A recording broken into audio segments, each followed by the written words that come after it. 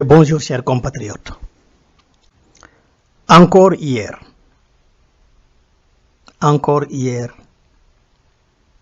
il y a eu des morts en Guinée. Parce que le peuple a décidé d'exercer un droit constitutionnel. Encore hier, il y a eu 3 morts qui portent à 20 le nombre de personnes civiles, généralement des jeunes adolescents, tués par les hommes d'Alpha Condé depuis que le FNDC a commencé ses manifestations en octobre. Pour le cas d'hier, c'est édifiant parce que le cortège de manifestations était ailleurs. Ils sont allés à Ratoma pour tuer, pour tirer sur des gens. La 3e victime, qui est M. Amadou Wouri Bari, 32 ans, lui, c'est dans la boutique qu'il a été tué. La balle a percé la porte pour le tuer à l'intérieur.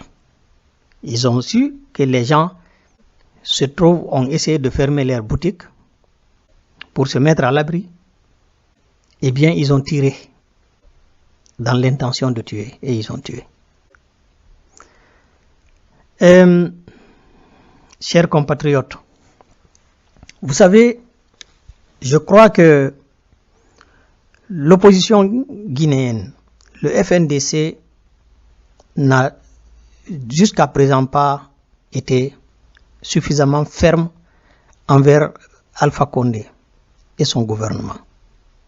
Si vous voyez que personne n'a encore démissionné de ce gouvernement, c'est parce que l'opposition se contente, le FNDC et l'opposition se contentent d'enregistrer et d'aller enterrer leurs morts sous des gages.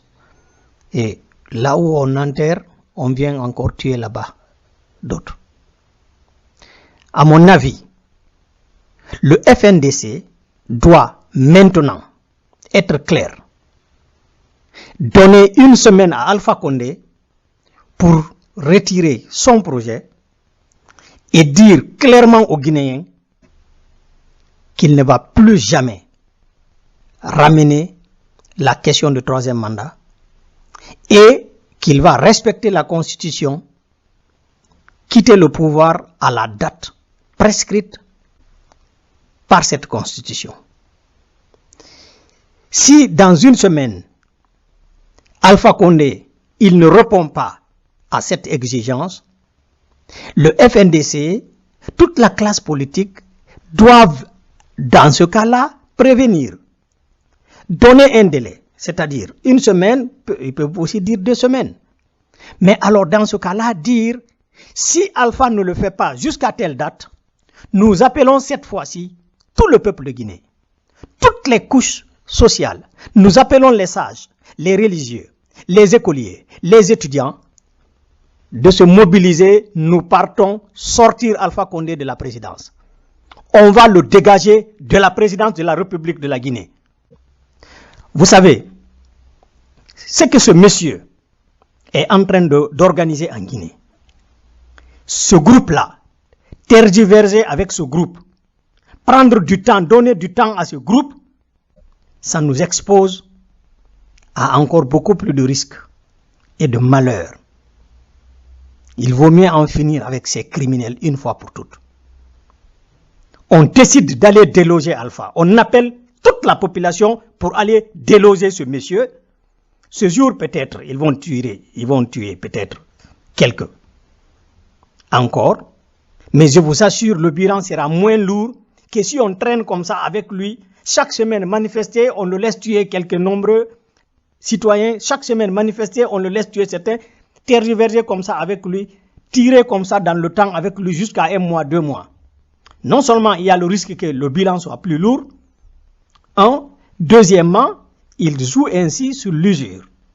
Les populations finiront par se lâcher. Eh bien, on prévient toute la population guinéenne. on donne un délai limite à ce monsieur Alpha Condé. S'il ne se retire pas, eh bien on appelle toute la population pour descendre sur le palais de la présidence. On libère notre palais de la présidence. On libère le gouvernorat. On libère chacun de nos ministères. Mais c'est fini. Ce jour-là, si le peuple se bute à la résistance de Alpha Condé, eh bien, il y aura des hommes qui seront capables d'aller le ligoter ou bien d'en finir une fois pour toutes avec lui. Vous savez, ce qui s'est passé hier, ça m'a fait beaucoup réfléchir. Quand on manifeste ailleurs, au moment où le monde entier est consterné du fait que le cortège funèbre ait été attaqué en Guinée, ceux qui partent enterrer leurs frères soient aussi abattus à leur tour, et que le cimetière aussi soit attaqué, moi j'ai cru que les gens vont se retenir un peu cette fois-ci. D'autant plus que tout le monde sait, quand ils acceptent de respecter le droit, la liberté de manifester, il n'y a pas d'incident. Les partisans d'Alpha Condé ont manifesté le jour de son arrivée en Guinée, quand il est revenu de Moscou. Mais écoutez, ils ont commencé à l'aéroport, ils sont allés au palais du peuple. Personne ne les leur a interdit. Mouktar a dit à la radio qu'il y avait un comité d'organisation, c'est lui qui était derrière tout ça. Eh bien, pour quelle raison? Le FNDC, l'autre côté du peuple, ne peut pas aussi marcher du port, de l'aéroport, au palais du peuple. Pour quelle raison? Nous ne devons jamais accepter que ces gens-là nous imposent un itinéraire. S'ils nous imposent un itinéraire et des points de limite, c'est que tout ce qu'on organise, ça ne les dérangera pas. Nous allons le faire ici comme pendant un an. Ce sont les populations qui vont se fatiguer. C'est le bilan qui sera lourd. On n'aura pas de résultat. Je vous rappelle, pour la première fois que la manifestation a été organisée, au mois d'octobre, le gouvernement avait voulu l'interdire. Ils avaient refusé le principe même qu'on exerce ce droit, cette liberté de manifester. Ils avaient refusé. Il a fallu qu'on brave leur interdiction. Il a fallu qu'on décide malgré tout de marcher pour qu'ils reculent et qu'ils reconnaissent la liberté de manifester des gens. Seulement, ils ont été intelligents pour dire, bon, venez, on va autoriser, seulement vous acceptez qu'on s'entende sur l'itinéraire. Et pourtant, à l'époque, j'avais signalé. J'avais dit, si Alpha Condé dit, maintenant, il reconnaît la liberté de manifester, mais il faut discuter de l'itinéraire, j'ai dit, on veut cantonner le mouvement FNDC dans la banlieue, là où ils peuvent impunément tuer. Écoutez, si nous acceptons, parce que si nous décidons, le peuple décide de marcher, même de l'aéroport à Conakry 1, et que Alpha Condé essaie de faire des victimes pour cela, la communauté internationale reconnaîtra que c'est lui qui a tort, c'est lui qui est hors la loi, c'est lui qui viole la Constitution. La Constitution donne le droit aux Guinéens de manifester, c'est-à-dire la liberté de manifestation sur toute l'étendue du territoire. Eh bien, c'est eux qui vont tuer à tort. C'est eux qui vont s'attaquer aux gens, blesser les gens, tirer sur les gens à tort. Et c'est ce qui va alourdir encore le sort, le bilan et le sort de Alpha Condé. Nous devons élever maintenant la barre, nous aussi. Et aujourd'hui, il y a des voix qui me manquent. Celle, naturellement, de ce groupe qui s'est appelé la Guinée d'abord. La voix de ce groupe, la Guinée d'abord. Les voix de ces amis-là, avec lesquels nous avons marché en 2009-2010, ces amis-là qui étaient prêts à participer à toutes les manifestations dans le monde entier pour dénoncer Dadis. À l'époque, c'était Dadis qu'on ne voulait pas voir au pouvoir. C'est Dadis qu'on ne voulait pas voir. Dadis n'avait pas violé la Constitution, s'il vous plaît. Dadis avait simplement violé sa propre parole, sa promesse, qui n'était pas constitutionnelle. Il avait dit qu'il va diriger la transition, organiser les élections et céder le pouvoir aux civils. C'est quand il a voulu revenir là-dessus, sur cette proposition, alors que la Constitution ne lui interdisait pas d'être candidat. Il n'a pas violé une loi quand il a dit qu'il pourrait ôter la tenue pour se présenter. Mais ces gens-là qui sont actuellement au pouvoir, qui sont en train de tuer le peuple de Guinée, parce que le peuple de Guinée exige que Alpha Condé respecte la Constitution, ces gens-là, ils ont marché partout, ils ont été voir toutes les institutions internationales pour dire que cela ne se fera pas, parce que c'était Dadis. C'était Dadis. Il n'avait pas le bon nom. Il ne venait pas de la bonne région. Naturellement. Eh bien, et quand vous voyez ces gens-là, cette clique d'Alpha Condé continuer d'organiser des assassinats dans les quartiers Peul, quand il y a manifestation à colère, ils vont à Bambeto pour tuer là-bas. C'est que il y a une volonté manifeste, même si, au cas où ils vont devoir quitter le pouvoir, ils veulent tuer le maximum et mutiler le maximum d'enfants Peul. Ils veulent mutiler l'ethnie Peul en Guinée. Ils veulent rendre cette ethnie inopérante pour toujours. Ils veulent neutraliser cette ethnie. Ils veulent exterminer cette ethnie. Et nous en appelons ici à la CEDEAO. Nous en appelons à l'Union africaine. Nous en appelons aux Nations unies, aux diplomates qui sont sur place, aux partenaires de la Guinée. Vous voyez ce qui est en train de se passer. Au Mali, c'est comme ça qu'on a harcelé les Peuls. On s'est attaqué aux villages Peuls, un après l'autre. Jusqu'à ce que les Peuls du Mali ont été obligés de créer leur propre mouvement armé. Vous voulez que la même chose arrive en Guinée? C'est ce que vous voulez? C'est ce que vous voulez? Si on ne doit pas arriver à cela, je demande à la communauté internationale, à la communauté africaine, à l'Union africaine et à la CEDEAO de prendre maintenant leurs responsabilités en main. Parce que nous en avons assez. Nous ne permettrons pas à Alpha Condé de recommettre un génocide en Guinée.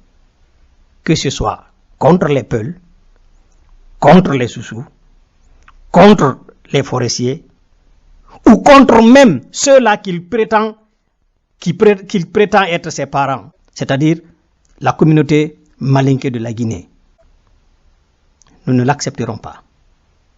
Et nous demandons aux partenaires de la Guinée, nous demandons à la communauté de la CEDEAO, qui normalement a des textes dans ce sens, qui a un mandat dans ce sens, de cesser maintenant de fermer les yeux et de dire stop à Alpha Condé.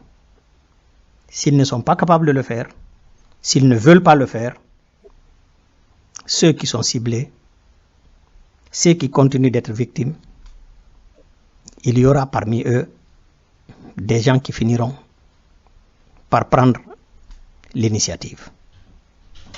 Personne ne pourra les condamner. Nous ne souhaitons pas qu'on en arrive là. D'autant plus que la situation dans le Mali à côté est très dramatique et nous préoccupe déjà. Mais mettez-vous à l'esprit, chers compatriotes et partenaires de la Guinée, un mouvement d'autodéfense qui se mettra en place en Guinée aura forcément, automatiquement des liens avec ceux du Mali. Les Peuls d'autres régions de l'Afrique de l'Ouest vont aussi immédiatement être concernés et pourraient être embarqués. Pour la simple raison que la Guinée, c'est l'un des pays qui a le plus contribué à peupler les pays voisins, notamment par la communauté Peul et la communauté Malinké. Les pays voisins sont remplis de Peul, de Malinké, originaires de la Guinée. Eh bien, quand il y aura une guerre civile en Guinée, ces Peuls-là, qui ont tous des familles en Guinée, seront automatiquement concernés. Ces Malinké qui ont tous des familles en Guinée seront automatiquement concernés. Chers compatriotes, vous avez vu cet homme-là, il n'a réussi que dans le mensonge et la tromperie. En 2017, pour séduire les Blancs, on dit que la peine de mort est abolie en Guinée. Naturellement, l'Amnesty a applaudi. On a fait des avancées dans la question des droits de l'homme en Guinée. La peine de mort est abolie. Eh bien, on abolit la peine de mort désormais pour exécuter les gens sans jugement. Naturellement, la peine de mort, c'est une cour de justice qui la prononce. Mais dans la Guinée d'Alpha Condé, il n'y a pas de justice. Il n'y a pas de justice. Il n'y a pas de jugement. On va dans les quartiers, dans les maisons, on exécute simplement les gens. Pour finir, je reviens sur la question de la convocation du corps électoral. Alors que le code électoral stipule que le corps électoral pour les élections législatives doit être convoqué 70 jours avant la date, aussitôt que la CENI a avancé cette date en catimini, elle a décidé en catimini parce qu'il n'y a pas eu de consultation avec l'opposition, aussitôt Alpha Condé s'est précipité pour signer et le décret convoquant le corps électoral sans même se rendre compte qu'au lieu de 70 jours, on est encore à 90 jours. C'est-à-dire qu'on n'est pas dans l'échéance juridique et constitutionnelle. Eh bien, les leaders qui se précipitent pour dire bon, on va maintenant aller aux élections législatives le 16, qui ont cautionné cette date, alors qu'ils participent à la manifestation du FNDC contre le projet de troisième mandat d'Alpha Condé, contre le projet de changement de la Constitution. C'est-à-dire, ils participent à la manifestation contre le projet de constitution, de nouvelle constitution, mais en même temps, ils se précipitent pour dire oui, on va aller aux élections le 16 février, tel que Alpha Condé l'a voulu. Sachant très bien que quand on va aux élections, c'est-à-dire le 16 février aux élections, c'est que le fichier, on est obligé d'aller avec le fichier électoral compromis, qui n'a pas été corrigé, parce que les experts ont recommandé 45 jours pour la correction du fichier électoral. L'épuration du fichier électoral doit faire 45 jours de travail. Et ça, ce sont des experts européens, occidentaux, qui ont l'expérience et la notion du temps. Ils savent qu'un travail prend combien de temps au minimum. Et ici, ils ont affaire à un dossier sensible. Ils ont dit 45 jours de travail pour épurer le fichier électoral.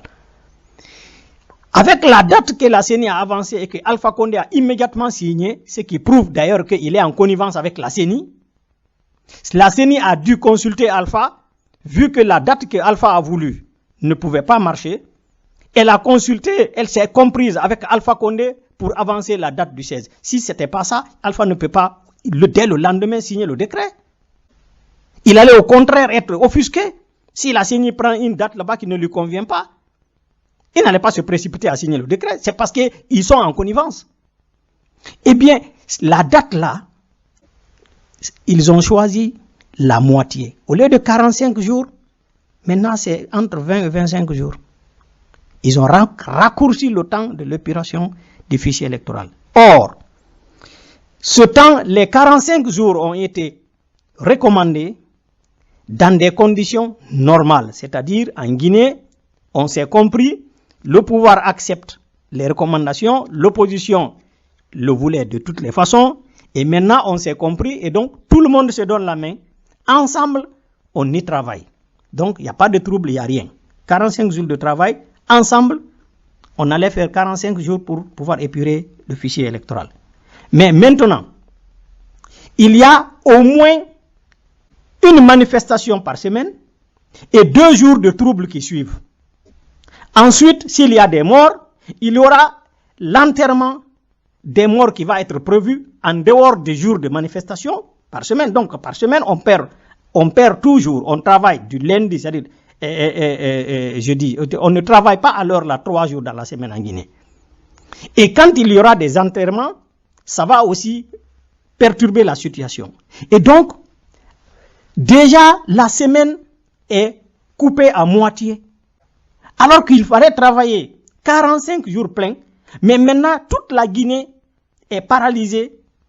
Conakry est paralysée au moins moitié de la semaine. La CENI choisit ce moment-là pour ramener, pour diviser en deux le temps qui avait été recommandé par les experts. Donc, on ramène de 45 jours à 25 jours, alors que les 45 jours, on pouvait travailler journée pleine pour les 45 jours, et maintenant on n'a plus la possibilité de travailler toute la semaine, ils raccourcissent le temps. Normalement, ça devrait être repoussé. Au lieu de 45 jours, on devrait aller à 90 jours, au minimum. Et d'ailleurs, mes chers compatriotes, comment se fait-il que on peut convoquer un corps électoral qui n'est pas constitué? Le corps électoral qu'on convoque, c'est celui-là qui vote. Les gens qui doivent voter, pour le moment, la liste des gens qui doivent voter n'est pas établie. On ne connaît pas encore parce que c'est le fichier électoral qui définit le corps électoral qui doit voter. Et comment il peut convoquer le corps électoral qui n'est pas encore existant? Un manque de sérieux, une mauvaise foi que nous ne devons pas accepter. Les leaders qui disent on va aller aux élections le 16 février, et ici je cite en exemple M. Bahouri, qui, après avoir demandé à ce qu'on boycotte les manifestations du FNDC, a fini par rejoindre le mouvement du FNDC. À notre grande joie, naturellement. Nous souhaitons avoir Bahouri du côté de ce qui est du droit, du côté du peuple. Parce que c'est un ancien combattant pour les droits de l'homme et la démocratie en Guinée. Donc on souhaite l'avoir de ce côté-là. Il a fini par rejoindre le mouvement. Mais dès que Alpha Condé a signé le décret, encore il prône qu'on aille aux élections à la date que Alpha Condé a signé, sachant très bien que le fichier électoral ne serait pas alors épuré. Mais si le fichier électoral n'est pas épuré, nous partons aux élections à la date là, M. Bahouri. Ça veut dire que nous donnons à Alpha Condé la majorité absolue qu'il cherche. Cette majorité absolue va au Parlement changer la Constitution sans que Alpha n'ait plus besoin de convoquer un référendum. On est en train de lutter pour éviter le référendum. Vous êtes contre une nouvelle constitution, c'est pourquoi vous manifestez aujourd'hui. Mais vous voulez donner à Alpha Condé la possibilité d'obtenir la nouvelle constitution en prônant les législatives à la date que Alpha a souhaité et qui trouvera que le fichier électoral n'a pas pu être épuré. Si vous n'avez pas tenu compte de ce facteur, si cela vous avait échappé, j'aimerais porter plutôt votre attention sur ce fait, cher frère Bahouri. Pardon, je vous prie. Et je prie chacun des leaders politiques traditionnels de la Guinée. Ne soyez pas à l'origine de l'échec de cette dynamique nationale d'aujourd'hui. On ne vous le pardonnera pas. Les futures générations ne vous le pardonneront jamais. Et nous sommes là, témoins. Nous n'allons pas tourner autour du pot. Nous n'allons pas fermer les yeux. Nous n'allons pas fermer la bouche. On dénoncera quiconque se rendra complice de Alpha Condé, directement ou indirectement, dans cette affaire. Chers compatriotes, avant de terminer ici, il y a quelque chose de très important que j'aimerais attirer à l'attention de vous tous, surtout les leaders politiques. Vous voyez bien ce qu'Alpha Condé est en train de faire. La violence qu'il est en train d'abattre sur le peuple de Guinée.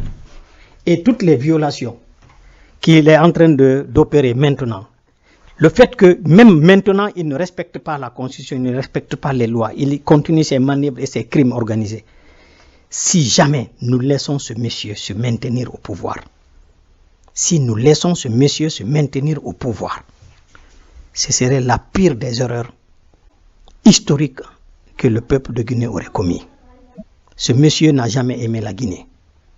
Ce monsieur, je vous rappelle que cet homme-là, pour faire plaisir au président turc, a fermé des écoles en Guinée, parce que ces écoles-là appartiennent à l'opposant du président turc. Et pourtant, cet opposant du président turc a des écoles en Turquie là-bas même que Erdogan n'a pas fermées. Parce que lui, il respecte son peuple. Il aime son peuple. Il n'a pas fermé les écoles de son opposant. Alpha a fermé les écoles là en Guinée. Parce que cet homme ne pense qu'à lui. Cet homme n'a ni femme ni enfant. Il est méchant. Depuis qu'Alpha Condé est arrivé à la fonction de président de la République, c'est-à-dire depuis qu'il est devenu le premier magistrat de la Guinée, de notre pays, il n'y a jamais eu du sérieux dans ce pays. Jamais aucune échéance n'a été respectée dans ce pays. Jamais la justice n'a été rendue à une victime dans ce pays. Il n'aime pas la Guinée. Le plus tôt que nous allons bouter ce monsieur-là dehors, ça sera le mieux pour notre nation. Je vous remercie.